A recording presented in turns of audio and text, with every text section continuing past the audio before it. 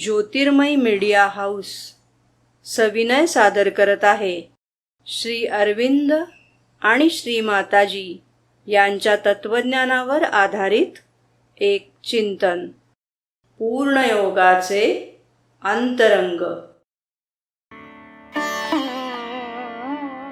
नमस्कार. आज आपण श्री अरविंद यांच्या एका खूप महत्त्वाच्या लेखनावर बोलणार आहोत. त्यात त्यांनी चेतनेच्या एका अशा पातळीबद्दल सांगितलंय जिला ते अतिमानसिक म्हणतात, सुप्रामेंटल.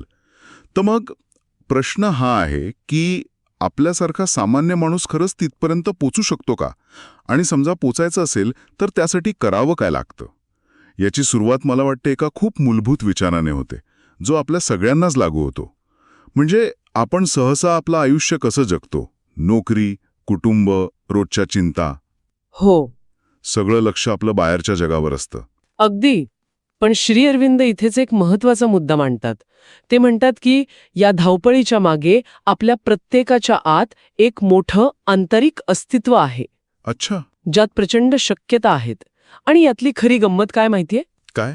याच आंतरिक अस्तित्वाचा एक छोटासा अंश आपल्याला सतत चांगल्या गोष्टींकडे ओढत असतो. म्हणजे जसं एखादा संगीत ऐकून छान वाटतं तसं काहीतरी. बरोबर. तो जो आनंद मिळतो ना, तो याच आंतरिक अस्तित्वाचा एक सिग्नल असतो. म्हणूनच ते म्हणतात की खऱ्या आध्यात्मिक प्रवासाची पहिली पायरी म्हणजे बाहेरून आत वळणं आणि या आतल्या जगाचा शोध घेणं. अच्छा, म्हणजे पहिला टप्पा झाला की आपल्या आतल्या त्या शांत जगाचा शोध घ्यायचा. पण मग याच प्रवासात खऱ्या आत्म्याचा शोध लागतो असंही म्हटलंय. आता हे आंतरिक अस्तित्व आणि खरा आत्मा यात नेमका काय फरक आहे? खूप चांगला प्रश्न आहे. आणि त्यात एक दिव्य अग्नीचा स्फुल्लिंग अशी कल्पना वापरली आहे. ती खूप सुंदर आहे, पण त्याचा अर्थ काय?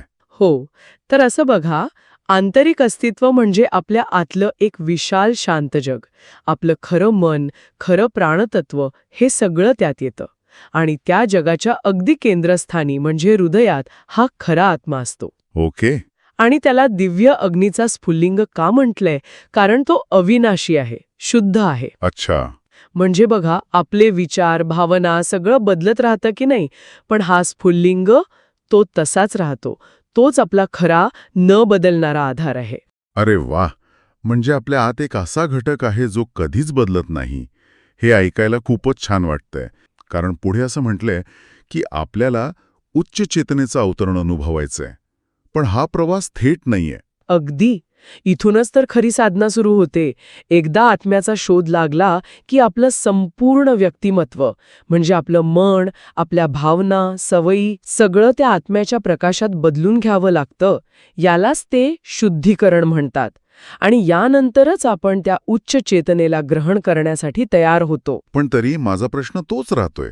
जर आपलं ध्येय अतिमानसिक चेतना मिळवणं आहे, तर मग मध्येच या सगळ्या दुसऱ्या पातळ्या कशासाठी? प्रवास सरळ का नाही? याचं एक सोपं उदाहरण देता येईल.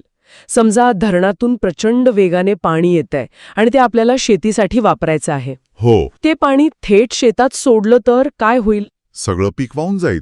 बरोबर. म्हणून आपण काय करतो? आपण छोटे कालवे काढतो. त्याला नियंत्रित करण्यासाठी. अगदी तसंच आहे.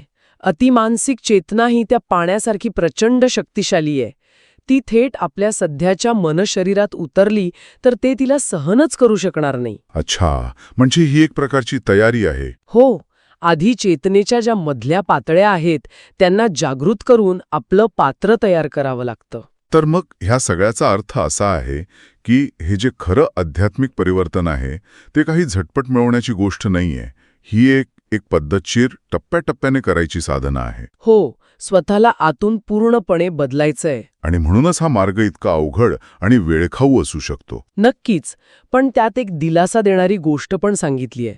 ते म्हणतात की या मार्गावर मिळवलेलं छोटंसं यश सुद्धा वाया जात नाही. हे खूप महत्वाचं आहे. हो, तुम्ही टाकलेलं प्रत्येक लहान पाऊल तुम्हाला अंतिम ध्येयाच्या जवळच घेऊन जातं. त्यामुळे निराश होण्याचं कारण नाही.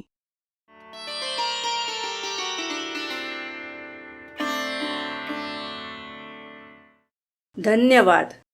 उद्या पुन्हा भेटूया आपल्या ऑरो मराठी चॅनलवर.